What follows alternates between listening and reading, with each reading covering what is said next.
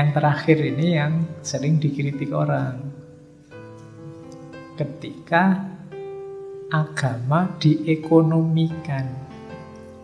Kita menyebutnya komodifikasi agama. Agama dijadikan komoditas, agama diberi nuansa ekonomi. Nah, ini ya tidak selalu negatif,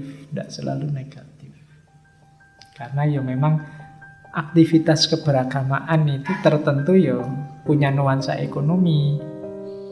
Misalnya ustadz ngaji direkam, terus rekamannya dijual, itu kan ya ekonomi. Misalnya ngaji terus bukunya diterbitkan, dijual, itu juga ekonomi. Komodifikasi. Tidak selalu negatif. Yo, syarat dan ketentuan berlaku sebelum itu disebut positif apa negatif.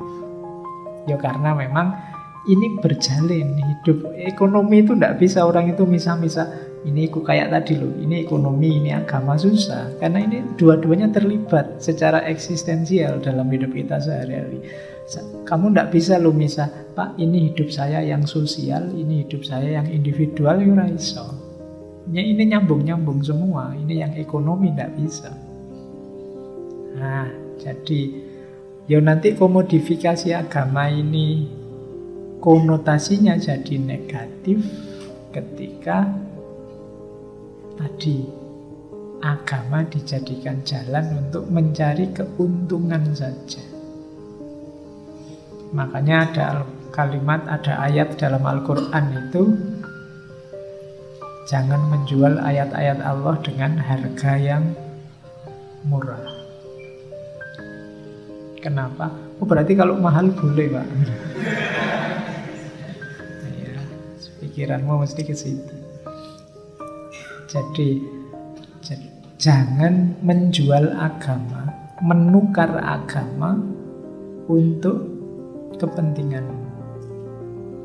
Itu kan maksudnya. Jadi kemuliaan agama jangan ditukar dengan kepentingan keuntunganmu yang sesaat. Meskipun itu otomatis implikasi. Contoh paling gampang, misalnya ngaji seperti ini ya. Kalau agama kan menyuruh kita jangan dijual, itu bukan berarti berarti ustadznya nggak boleh dikasih honor, nggak begitu.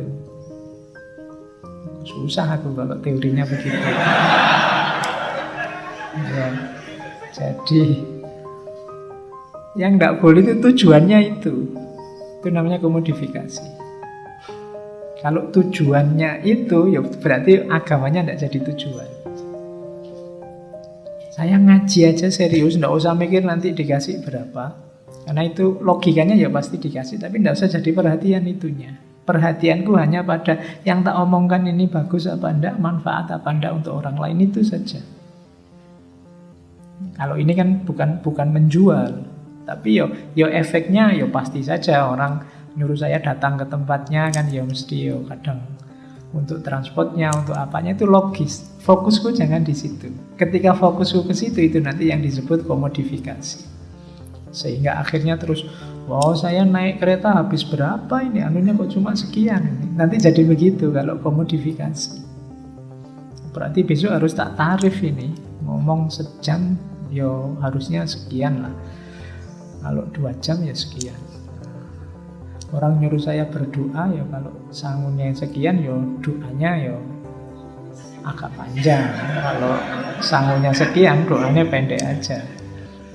Kalau sangunya cuma sekian, ya selamat dunia lah. Kalau sangunya sekian, selamat dunia akhirat. Misalnya ngono. Nah, itu komodifikasi namanya, menjual agama. Oke. Tapi ini perlu penjelasan panjang masing-masingnya. Ini cuma framework saja karena nanti intinya kan di Max Webernya.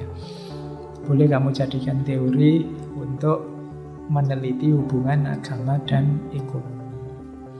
Entah objeknya apa, tapi framework teorinya bisa ini.